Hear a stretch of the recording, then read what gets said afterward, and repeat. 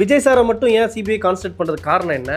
இதில் இந்த கரூர் மேட்டர் விவகாரம் கொஞ்சம் உண்மைக்கு நெருங்கிட்டாங்களா? எப்படி புரிஞ்சுக்கிறது? தமிழக அரசாங்கத்தின் மீது பல சந்தேகங்களை விஜய் வைத்தார். சிபிஐ குறுக்கு விசாரணை செய்தது. வரக்கூடிய நாட்களில் செந்தில் பாலாஜியை அவர்கள் குறுக்கு விசாரணை செய்து ஓரிரு முறை அவர்கள் செந்தில் பாலாஜியை சிபிஐ அலுவலகத்துக்கு கூப்பிட்ட பிறகு அவர் கைதானாலும் ஆகலாம். நான் ஒரே ஒரு பிரேக்கிங் கலர் கண்ணாடி நேயர்களுக்கு ஒரு பிரேக்கிங் நியூஸ் வேண்டும் என்றால், இந்த மாத இறுதியில் செந்தில் பாலாஜியை விசாரணை செய்த பிறகு சார்ஜ் ஷீட் போட்டாங்கன்னா, அதே மாதிரி விஜய் சார் வந்து இந்த என்கொயரி முடிச்சிட்ட பின்னாடி வெளியே வரும்போது ரொம்ப உற்சாகமாக கையாட்டிட்டு போனாரு. எதனால இது வெற்றிகரம் முடிஞ்சிருச்சு, இனிமேல் எந்த தவறும் இல்லை, என்ன அப்படி பார்க்காதீங்கன்றதுக்கான ஒரு குறியீடா எப்படி எடுத்துக்கிறது? they are satisfied தான் நான் நினைக்கிறேன். அதனால தான் அவர் வந்து கார் மேல நின்று பேசுறாங்க. யாராவது பொண்ணுங்களை சொல்லும்போது உள்ள போச்சு இது பண்ணிட்டு போவாங்க. ஆனா இவர் வெளில வரது சந்தோஷமா வர்றாரு பாருங்க.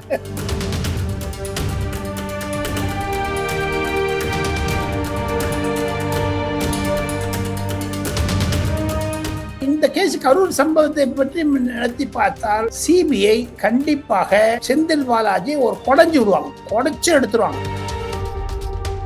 விஜயை பொறுத்த மட்டும் நான் நேரில் கண்டது, பார்த்தது, அனலைஸ் பண்ணது எல்லாத்தையும் ஒரு காம்ப்ரஹென்சிவா சொல்லணும்னு பாத்தீங்கன்னா, விஜய் அவர்களுடைய முயற்சியை திராவிட முன்னேற்ற கழகம் நொறுக்க பார்த்த கிரஷ் பண்ண பார்த்தாங்க. சார், இப்போ நீங்க விஜய் சார் தாவேக்காவுக்கு நிறைய இதாக பேசுறீங்க. உங்களை அழைச்சா நீங்க தாவேக்கால சேருவீங்களா? கரூருக்கு பிறகு 4 இடங்களில் பேசிவிட்டார். வேலூர், மகாபலிபுரம், திருச்சி, அந்த மாதிரி இடத்துல எல்லாம்.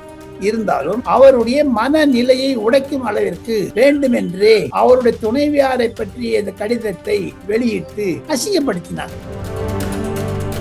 கரூரை விட அதுதான் ரொம்ப சீரியஸா எடுத்துட்டாரு நான் கேள்விப்பட்டேன். அது மாதிரி தான் இருக்குதுங்க. ஆக மொத்தம் 4 பக்கத்தையும் அவர் கார்னர் பண்ண பார்த்தாங்க. பாஜகவோட சேரக்கூடாதுன்னு பாக்குறாங்க, அதிமுகவோட சேரக்கூடாதுன்னு பாக்குறாங்க. இன்று இருக்கக்கூடிய திராவிட முன்னேற்ற கழகத்தினுடைய தலைமை கழகத்தினுடைய அரசியல் நோக்கம் விஜயை கட் பண்ணணும், எங்க இருந்தாலும் கட் பண்ணணும். எப்படி இருந்தாலும் நாளை மறுநாள் முதல் அவர் பிரச்சாரத்தை ஆரம்பித்தாரே ஆனால் தமிழ்நாடு அங்காது. விஜய்க்கு இப்ப 30% இருப்பதாக லயோலா காலேஜ் வர்ணித்தார்களே, ஆனால் அது திராவிட முன்னேற்ற கழகத்திற்கு சிம்ம சொப்பனமாகத்தான் முடியும். பயத்துல புளிய கலக்கம்.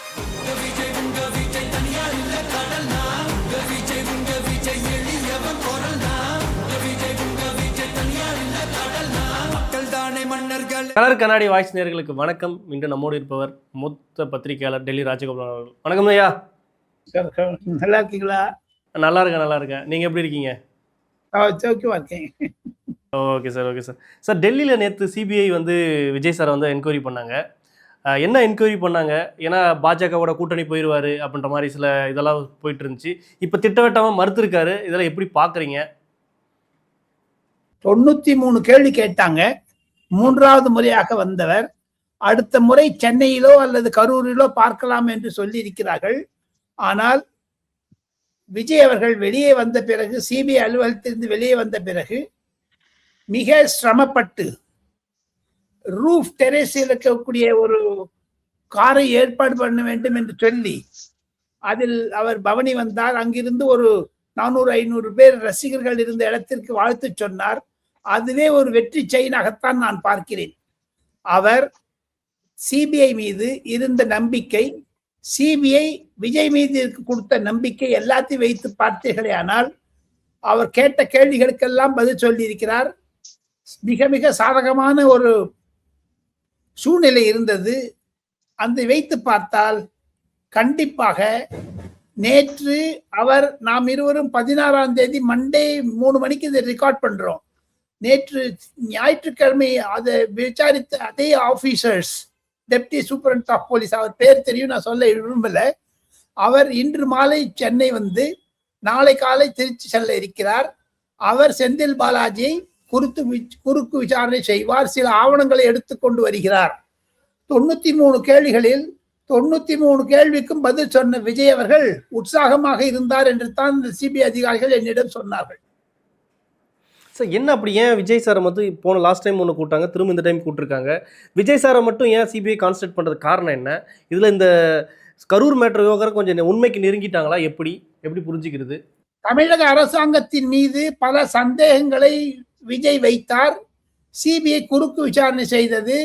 வரக்கூடிய நாட்களில் செந்தில் பாலாஜியை அவர்கள் குறுக்கு விசாரணை செய்து ஓரிரு முறை அவர்கள் செந்தில் பாலாஜியை சிபிஐ அலுவலகத்துக்கு கூப்பிட்ட பிறகு அவர் கைதானாலும் ஆகலாம். காரணம் அவ்வளவுப்பட்ட சில எவிடன்சஸ் நிறைய கிடைச்சிருக்குது அவங்களுக்கு.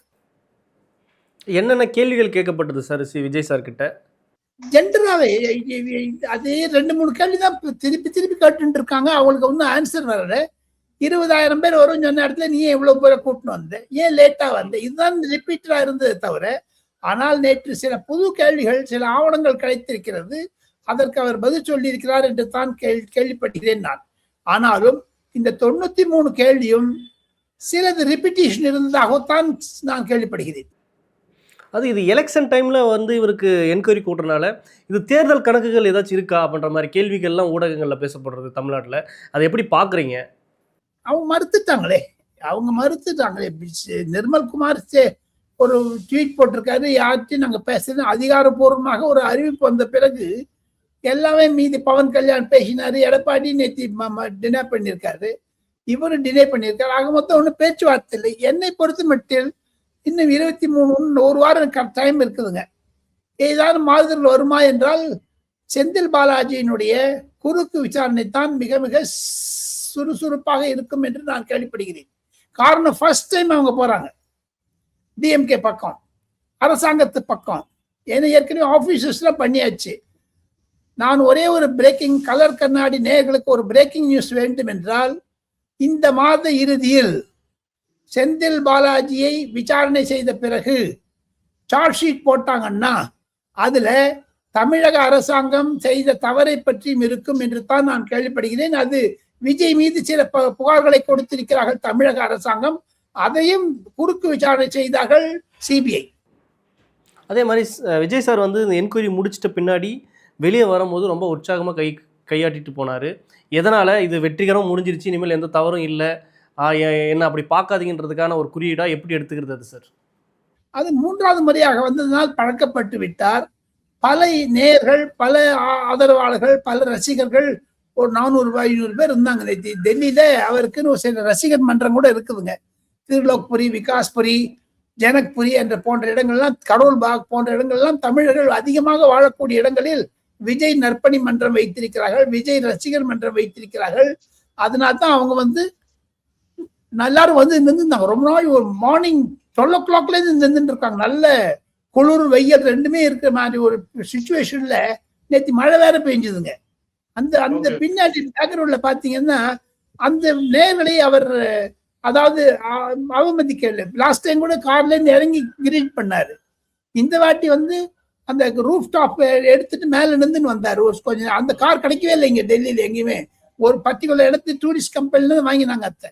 ஆக மொத்தம் அவ்வளவு முயற்சி செய்து விஜய் அவர்கள் அந்த 400-500 பேருக்கு உற்சாகப்படுத்தினார் என்றால் கண்டிப்பாக சிபிஐ அவருக்கு கிளீன் ஷீட் கொடுத்திருப்பதாகத்தான் பலர் வர்ணிக்கிறார்கள். அது இன்னும் ஊர்ஜிதம் செய்யப்பட வேண்டிய நிலைமை இன்னும் ஒரு வாரத்தை தெரிஞ்சிடும். டெல்லியில் என்ன சொல்கிறாங்க சார்? ஏன்னா அவர் சிபிஐ சந்திச்சிருக்காரு. ஒரு பக்கம் வந்து சிபிஐலாம் பாராட்டுறதா சொல்கிறீங்க விஜய் சாராவை. டெல்லியில் இதை பற்றி என்ன அரசியல் வட்டாரங்கள் என்னவா பேசப்பட்டு இருக்காங்க? சிபிஐ விஜய் வேண்டியது, கோர்ட்ல கேஸ் போட்டாரு, சுப்ரீம் கோர்ட் கொடுத்தது விஜய்க்கு அந்த இது எஸ்ஐடி. ஆக மொத்தம் இந்த விஜய் அவர்களுக்கு நியாயம் கிடைக்கும் என்று தான் அவர் சுப்ரீம் கோர்ட்டுக்கு அணுகினார். அந்த ஸ்டேட்மெண்ட்டை நீங்க பாத்தீங்கன்னா கூட தெரியும். அக்டோபர் மாசத்துல அவர் கொடுத்த மாபெரும் நீண்ட அறிக்கை, அதை வச்சு நான் சுப்ரீம் கோர்ட் வாசல்ல பேசினதெல்லாம் வச்சு பாத்தீங்கன்னா தே ஆர் சாட்டிஸ்ஃபைட் தான் நான் நினைக்கிறேங்க. அதனால்தான் அவர் வந்து கார் மேல நின்று பேசுறாங்க. யாராவது பொண்ணுவாங்களை சொல்லும்போது உள்ள போச்சு இது பண்ணிட்டு போவாங்க. ஆனா இவர் வெளில வரது சந்தோஷமா வர்றாரு பாருங்க. இப்போ திமுகவுக்கு இது திமுக சைட்ல இருந்து செந்தில் பாலாஜிக்கு அடுத்த கட்டமா அந்த அறிக்கை எப்படி இருக்கும்? திமுக உண்மை அச்சத்தில் இருக்காங்களா? சிபிஐ இந்த மாதிரி கேள்வி கேட்க போறாங்க, முதல்வருக்கு இது ஒரு அச்சமா இருக்கா? எப்படி பாக்குறீங்க? எந்த சிபிஐ என்கொயரினாலும் அச்சம் வரத்தான் வருங்க. ஏன்னா அந்த சார்ஜ் ஷீட் எப்படி போடுவாங்க, அந்த விசாரணை எப்படி போகும், கோவப்படக்கூடாது, கோவப்படாத பேசணும். செந்தில் பாலாஜி நிதானம் தான், அவர் கொஞ்சம் சைலண்டா பேசுவாரு. ஆனா சிபிஐ ப்ரொவோக் பண்ணுவாங்க. சில உண்மைகளை வரவேற்பதற்காக சில அத்தாட்சிகளை கொண்டு வருவார்கள். நேற்று விஜய் அவர்கள் ஞாயிற்றுக்கிழமை சிபிஐ சொன்னதனுடைய சில குறிப்புகளை எல்லாம் அவர் கிராஸ் கொஸ்டின் பண்ணுவாங்க. என்னை பொறுத்த மட்டும் 28 முதல் 30 கேள்வி கேட்க இருக்கிறார்கள் என்று தான் நான் கேள்விப்படுகிறேன். அவங்க பண்ணும்போது, செந்தில் பாலாஜி பண்ணும் பொழுது எப்படி விஜய்க்கு வந்து இம்பார்ட்டன்ஸ் கொடுத்தாங்களோ அதே இம்பார்ட்டன்ஸ் செந்தில் பாலாஜிக்கு கொடுப்பாங்க. டேப் ரெக்கார்ட் பண்ணுவாங்க, 2 வீடியோ எடுப்பாங்க, ஒவ்வொரு கொஸ்டின் முடிஞ்சிட்டப்ப கையெழுத்து வாங்கிப்பாங்க. அந்த கையெழுத்து வாங்கினுடைய போட்டோ காப்பி உங்ககிட்ட உங்க வக்கீல் பக்கத்து இருந்தாலும் கொடுப்பாங்க, இல்லைன்னா இல்லை வச்சு. இவர் வக்கீல கேட்டிருக்காங்க கூட நான் கேள்விப்பட்டேன். செந்தில் பாலாஜி அனுமதி கொடுத்தார்களா இல்லையா என்று தெரியாது.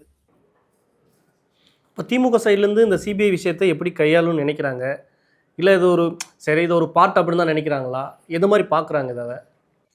இப்போ இந்த கேஸ் கரூர் சம்பவத்தை பற்றி நடத்தி பார்த்தால் சிபிஐ கண்டிப்பாக செந்தில் பாலாஜி ஒரு குடைஞ்சு விடுவாங்க, குடைச்சு எடுத்துருவாங்க. காரணம் என்னென்று கேட்டால், தமிழக அரசாங்கத்தினுடைய 4 அதிகாரிகள், டைரக்டர் ஜெனரல் ஆஃப் போலீஸ் உள்பட பலர் விசாரிக்கப்பட்டு விட்டார்கள் சிபிஐனால். அவர்களுடைய அதாவது பக்கமும் செந்தில் பாலாஜி உன்னுடைய ஆர்குமெண்ட் ஒன்னா இருக்கும் தான் சிபிஐ எதிர்பார்க்குதுங்க. புரியுதுங்களா உங்களுக்கு? ஏன்னா அன்னைக்கு நடந்த சம்பவத்தை இவங்களுடைய மெயின் கன்டென்ஷன் 10 ரூபா பாலாஜி சொன்ன போது எப்படி செருப்பு வந்தது அதான் கேட்கறாங்க. திருப்பி திருப்பி திருப்பி கேட்கறாங்க. உங்களுக்கு தெரியுமா, நீ வச்சிருந்த ஆள, உங்களுக்கு எப்படி அங்க பக்கத்துல இருந்தாங்க, தண்ணி பாட்டில் வீசின போது உங்களுக்கு வந்து அந்த அதுல வந்து கும்பல்ல ஆங்கிலத்தில் சொல்வார்கள் மிலி என்று, கும்பல் பதற்றப்பட்ட கும்பல் என்று. அவருக்கு தயவு தாட்சியத்துக்காக கீழே போட்டாரு தண்ணி பாட்டில. இவங்க சண்டை போட்டாங்கன்னா அதுக்கு என்ன பண்ண முடியும்? பஸ் மேலே இருந்து போடுறாரு, 10 பாட்டில் வச்சு எரிஞ்சாரு. ஸோ அந்த கேள்விதான் திருப்பி திருப்பி வரும். ஆனால் செந்தில் பாலாஜி மறுநாளே அங்க நிருபர் கூட்டம் வச்சார் பாருங்க. அந்த நிருபர் கூட்டத்தில் கேட்ட கேள்விகளை எல்லாம் திருப்பி கேட்க இருக்கிறார்கள் என்றுதான் நான் கேள்விப்படுகிறேன். இல்லை, தொடர்ச்சி விஜய் சாருக்கு இந்த சிபிஐ வந்து என்கொயரி பண்ணிட்டே இருக்காரு, அதனால அவர் செல்வாக்கு குறைஞ்சிருக்குன்னு நினைக்கிறீங்களா, இல்லை கூடியிருக்குன்னு நினைக்கிறீங்களா? இது வந்து என்னை பொறுத்து மட்டும் அனுதாபம் கண்டிப்பாக விஜய் மீது வந்திருக்கிறது ஒன்று. இரண்டாவது, விஜயை பொறுத்து மட்டும் நான் நேரில் கண்டது, பார்த்தது, அனலைஸ் பண்ணது எல்லாத்தையும் ஒரு காம்ப்ரஹென்சிவா சொல்லணும்னு பார்த்தீங்கன்னா, விஜய் அவர்களுடைய முயற்சியை திராவிட முன்னேற்ற கழகம் நொறுக்க பார்த்தது, கிரஷ் பண்ண பார்த்தாங்க. ஃபர்ஸ்ட் டேல இருந்து நேத்தி முடுக்க பண்ணாங்க. அது கரூர் சம்பந்தப்பட்ட பற்றி. ஆனால் மானசீகமாக திராவிட முன்னேற்ற கழகத்தினுடைய பொய் பிரச்சாரங்க பீரங்கிகள் எல்லாம் வேண்டுமென்றே அதிமுகவுடன் செல்கிறார், மோடியை பார்க்க போகிறார், பவன் கல்யாணை பார்க்க போகிறார் என்றெல்லாம் கதை கட்டி விட்டார்கள். அது வேண்டுமென்றே திசை திருப்பதற்காக செய்தது. வருக கரூருக்கு பிறகு 4 இடங்களில் பேசிவிட்டார். வேலூர், மகாபலிபுரம், திருச்சி, அந்த மாதிரி இடத்துல எல்லாம். இருந்தாலும் அவருடைய மனநிலையை உடைக்கும் அளவிற்கு வேண்டுமென்றே அவருடைய துணைவியாரை பற்றிய இந்த கடிதத்தை வெளியிட்டு அசிங்கப்படுத்தினாங்க. கரூரை விட அதுதான் ரொம்ப சீரியஸா எடுத்துட்டாரு நான் கேள்விப்பட்டேங்க. அது மாதிரிதான் இருக்குதுங்க. ஸோ ஆக மொத்தம் 4 பக்கத்தையும் அவர் கார்னர் பண்ண பார்த்தாங்க. பாஜகவோட சேரக்கூடாதுன்னு பாக்குறாங்க, அதிமுகவோட சேரக்கூடாதுன்னு பாக்குறாங்க. இன்று இருக்கக்கூடிய திராவிட முன்னேற்ற கழகத்தினுடைய தலைமை கழகத்தினுடைய அரசியல் நோக்கம் விஜயை கட் பண்ணணும், எங்க இருந்தாலும் கட் பண்ணணும். அவரை ஆனா அனுதாப மாற்றிடக்கூடாது, அதுவும் ஒரு பயப்படுறாங்க அவங்க. எப்படி இருந்தாலும் நாளை மறுநாள் முதல் அவர் பிரச்சாரத்தை ஆரம்பித்தாரே ஆனால் தமிழ்நாடு தாங்காது. அடுத்தடுத்த கட்ட, ஏன்னா இப்போ எலெக்ஷன் டேட் அறிவிச்சிட்டாங்க, மே 4 வந்து ரிசல்ட்னு சொல்கிறாங்க. எலெக்ஷன் டேட்டும் கன்ஃபார்ம் ஆச்சு. தமிழக அரசியலுக்கெல்லாம் எப்படியா இருக்கு, யாருக்கு யாரோட போட்டி அப்படின்ற மாதிரி நீங்க பாக்குறீங்க? இப்ப மீண்டும் மீண்டும் திமுக சொல்லுகிறது விஜய் வந்து 2வது விஷயத்துக்கு வந்துடுவாரு அப்படின்ட்டு அவங்களே அக்செப்ட் பண்ணிக்கிறாங்க. டிஎம்கேனுடைய அபிஷியல் ஸ்டாண்ட் வந்து ஏடிஎம்கேவை எடப்பாடி பழனிசாமி 3வது இடத்திற்கு தள்ள வேண்டும் என்று. ஆனால் அதே சமயத்தில் அவர்கள் பங்காளி, விருந்தாளி, கோமாளி எல்லாம் சொல்லிட்டு இருந்தாங்க பாருங்க. அந்த ஆர்எஸ் பாரதி ஏதோ கதை கட்டி விட்டாரு ஒண்ணு முதல்ல. அந்த மாதிரி அவங்க 2 பேரும் ஒன்னும் போக வேண்டிய ஒன்றும் ஏடிஎம்கே டிஎம்கே கூட. ஓ பன்னீர்செல்வம் தான் அந்த பக்கம் போயிருக்காரு. ஸோ என்னை பொறுத்த மட்டும் சங்கீதா, கரூர், அப்புறமா மீதி ஜனநாயகன் இதெல்லாம் விட்டுருங்க. யாருமே விஜய் பக்கம் போகக்கூடாதுங்கிறது கட்சியோ இல்லது தனிப்பட்ட முறையிலோ போகக்கூடாது என்பதற்கு ஒரு உதாரணம் ஓ பன்னீர்செல்வம். அங்க போனா பார்த்தா இவங்க இழுத்துட்டு வந்துட்டாங்க. யாராவது அந்த பக்கம் விஜய் பக்கம் போறான்னா அவங்க இழுத்துட்டு வந்துடுவாங்க டிஎம்கே பக்கம் போறதுக்கு. இருப்பினும் சில குழப்பங்கள் இருக்கின்றன. கம்யூனிஸ்ட் கட்சிகள் இன்னும் அந்த சீட் ஷேரிங்ல இன்னும் காம்ப்ரமைஸ் வரல. அவங்கெல்லாம் ஒரு நிலைப்பாடு எடுத்து எப்போ பாஜக விஜயோட போகலன்னு முடிவு எடுத்துட்டாங்களோ, ஈவன் சிபிஎம் சிபிஐ வெளில ஒரு சீட் தரேன்னு சொன்னாரு, மாட்டேன்ட்டாங்க பாருங்க நேத்தி. அவங்களுக்கெல்லாம் ரொம்ப அவமானப்பட்டுட்டாங்க. 15 கோடி ரூபாய் ஊழலா கொடுத்தாரு ஸ்டாலின், அவங்க வாங்கிட்டாங்க. இப்போ ஒரு சீட்டுக்கு தான் அவங்களாம் விஜயோட நெகோசியேஷன் பண்ணதுக்கு ஆரம்பிச்சாலும் ஆரம்பிக்கலாங்க. அது ஒரு ஆப்பர்ச்சுனிட்டி ஓப்பன் பண்ணி வச்சிருக்காரு, ஒரு விண்டோ. அப்போ விஜய்க்கு ஏன்னா இப்போ லைலா கல்லூரி மாணவர்கள் ஒரு தேர்தல் எலெக்ஷன் ஒரு ரிசல்ட்டை விட்டாங்க. இன்னும் சில கட்சியில் சில சேனல்ஸ்லாம் விட்டுருக்காங்க. அதில் விஜய்க்கு ஓட் பர்சன்டேஜ் அதிகமாகவே இருக்கிற மாதிரியும் 40 வயதினர் இளம் வயதினர் அதிகமாக விஜய்க்கு ஓட்டு போடுறதா சொல்லிட்டு இருக்காங்க. நீங்கள் இதை எப்படி பார்க்குறீங்க? இந்த புள்ளி விவரங்களை எப்படி பார்க்குறீங்க? புள்ளி விவரங்கள் எந்த டேட்டாவாக இருந்தாலும் சரி, அவங்க கணிதம் அதை பற்றி மரியாதை தர வேணுங்க. அதை பற்றி ஏளனமாவோ பேசக்கூடாது என்னை பொறுத்து மட்டும். ஏன்னா நான் இந்த எலெக்ஷன் அனாலிசிஸ்ல குறைஞ்சது 40 வருஷமா இதுல பண்ணிட்டு இருக்குங்க. இன்னைக்கு நேத்தின்னு இல்லைங்க, டைம்ஸ் நோக்கு 20 வருஷமா நான் பண்றேங்க. ஆக மொத்தம் டேட்டாவை அக்னாலேஜ் பண்ணணும், சல்யூட் அடிக்கணும். 1. 2, விஜய்க்கு இப்ப 30% இருப்பதாக லயோலா காலேஜ் வர்ணித்தார்களே, ஆனால் அது திராவிட முன்னேற்ற கழகத்திற்கு சிம்ம சொப்பனமாகத்தான் முடியும். ஆயத்துல புளிய கலக்கும். நானும் அந்த கருத்து கணிப்பை பார்த்தேன். விஜய், அதிமுக, திமுக என்று 3வது இடத்திற்கு திமுக தள்ளப்பட்டாலும் ஆச்சரியப்படுவதற்கு இல்லை, விஜய் வந்ததன் மூலமாக. அதனாலதாங்க அவ்வளவு நெசுக்குறாங்க சார் விஜய. பை மொராலிட்டி அவனை கிரஷ் பண்ணணும்னு பாக்குறாங்கல்ல சார். இப்போ நீங்க விஜய் சார் தாவேக்காவுக்கு நிறைய இதாக பேசுறீங்க. உங்களை அழைச்சா நீங்க தாவேக்கால சேருவீங்களா? நான் எந்த கட்சியுமே சேர்ந்துக்கிறேன். நான் எனக்கு அப்படி பார்க்க போனீங்கன்னா மாண்புமிகு பிரதமர் அவர்களை 1995 அம்மையார் ஜெயலலிதாவை தெரியும். நான் ஒரு பத்திரிகையாளனாகத்தான் தொடர ஆசைப்படுவேனே தவிர என்னைக்கு விஜய்க்கு மீது ஒரே ஒரு அனுதாபம் என்ன என்று கேட்டீங்கன்னா, இப்படியாங்க ஒரு கிரஷ் பண்ணுவாங்க அவரை. ஒண்ணு இல்லாத பண்றாங்களே சார். எதுக்கு காரணம்? எதற்கு இந்த காழ்ப்புணர்ச்சி? நாளை விஜய்க்கு அந்த 30% ஓட்டை கன்வெர்ட் ஆச்சுன்னு வச்சுங்க, maximum he may get 60 seats அசம்பிளில. சப்போஸ் ஒரு ஆப்ஷன் 60 சீட்ஸ் வச்சுங்க டால்ஸ்டாய், இன்னொன்னு 0. 2 தான் இருக்க முடியும். ஒண்ணு அவருக்கு 0 கிடைக்கும், இல்ல 60 கிடைக்கும். இந்த 30% மூலமா பார்க்க போனீங்கன்னா, ஏன்னா ஓட்டு any time it may change. இந்த விஷயத்தை பார்த்தீங்கன்னா, அவருடைய நலனுக்காக தான் உறுதியாக இருப்பதை பார்த்தால் அவர் ஜெயிப்போம், கான்பிடென்டா இருங்கன்னு சொல்றாரு. எல்லாத்தையும் சொல்றாரு. He is confident, no doubt. அந்த கான்பிடென்ஸை yesterday he made it public with standing outside the car. மேல நின்று வந்தார். அதெல்லாம் தெரிஞ்சது டெல்லியில சிபிஐ விழுவத்துல இருந்து.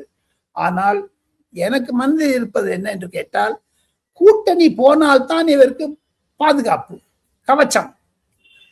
என்ன இவர் ஆரம்பத்திலேருந்து கீழே இறங்க மட்டும் நல்லா கட் பண்ணி வந்தாங்க.